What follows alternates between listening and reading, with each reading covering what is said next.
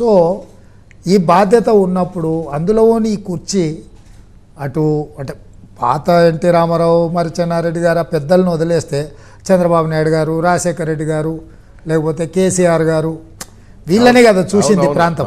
అవును.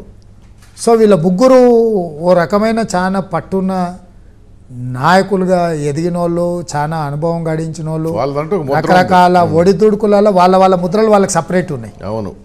ఇక్కడ ప్రజల మీద ఒక ఇంప్రెషన్ క్రియేట్ చేసిన నాయకులు 95 తర్వాత జరిగిన రాజకీయ పరిణామాలు వీళ్ళే కదా ప్రధానంగా ఈ తెలంగాణ ప్రాంతం జనరేషన్ తెలిసిన వాళ్ళు వీళ్ళే, ఈ ముగ్గురే. మరి ఈ ముగ్గురిని దృష్టిలో పెట్టుకున్నప్పుడు నా నుంచి ఆశించేది కానీ లేకపోతే నేను నిర్వర్తించవలసిన బాధ్యత చాలా బరువైనది. ఎందుకంటే ఈ కంపారిజన్ అనేది ఎంబడే వస్తుంది.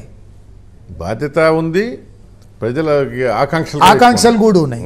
సో అందుకోసం అనేది ఏంటంటే ఎప్పటికప్పుడు ఏ రోజుకి ఆ రోజు, ఈరోజు మొదటిసారి కాలేజీకి పోతే లేకపోతే మొదటిసారి ఎక్కడైనా చేరితే మనం తెలుసుకొని లేకపోతే జాగ్రత్తగా మనం ఇంటర్వ్యూకి పోతే ప్రిపేర్ అయిపోయినట్టుగానే ప్రతిరోజు ఆ బాధ్యత అట్లాగానే ఉంది ముఖ్యమంత్రిగా. అంటే ఏం నేర్చుకోకుండా కూడా ఇంట్లో వండుకున్నా జరిగిపోతే దానికి ఏం లేదు. మనం గత ఉదాహరణలు చూస్తున్నాం. ఎక్కువ కాలం అది ప్రజలు ఆమోదించే ఫార్ములా కాదు కదా, చూసినాం కదా మనం. సో అందుకోసమే నేనేమంటున్నా అంటే నిత్యం కష్టపడాలి, తెలుసుకోవాలి, నేర్చుకోవాలి, ఈ సమాజానికి మంచి జరిగేది చూరగొనాలి, వాళ్ళలో ఉండాలి. అంటే డిస్కనెక్ట్ ఉండొద్దు అనేది నా ఉద్దేశం. ఎవరైనా చెప్పినా ఎవరైనా విషయాన్ని మనకు ఇచ్చిన డిస్కనెక్ట్ అయితే ఏమవుతుందో కేసీఆర్ విషయంలో రుజువైంది. సో అందుకోసం అని ఏంటంటే మన కళ్ళ ముందరనే ఎన్నో పరిణామాలు చూసినాం మనం. వాటి నుంచి ఎంతో కొంత మనం అవగాహన కల్పించుకోకపోతే రేపు మళ్ళీ ఒక బ్యాడ్ ప్రెసిడెంట్కు మనం ఉదాహరణ అవుతాం.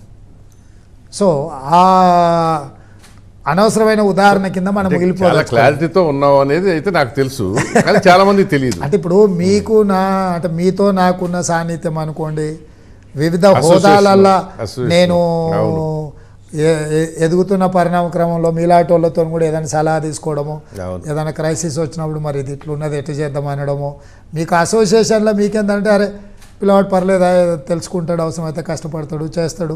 అక్కడ నుంచి ఇక్కడికి చూస్తుంటేనే మేము చూస్తుండగానే ఇక్కడి వరకు వచ్చిందంటే ఇద్దరిలో సామీప్యత ఉంది తెలుసా. 17 సంవత్సరాలకి ఇద్దరు ముఖ్యమంత్రి గురు శిష్యులు. 78లో చంద్రబాబు సీఎం అది ఎమ్మెల్యే అయ్యాడు, 95లో సీఎం అయ్యాడు.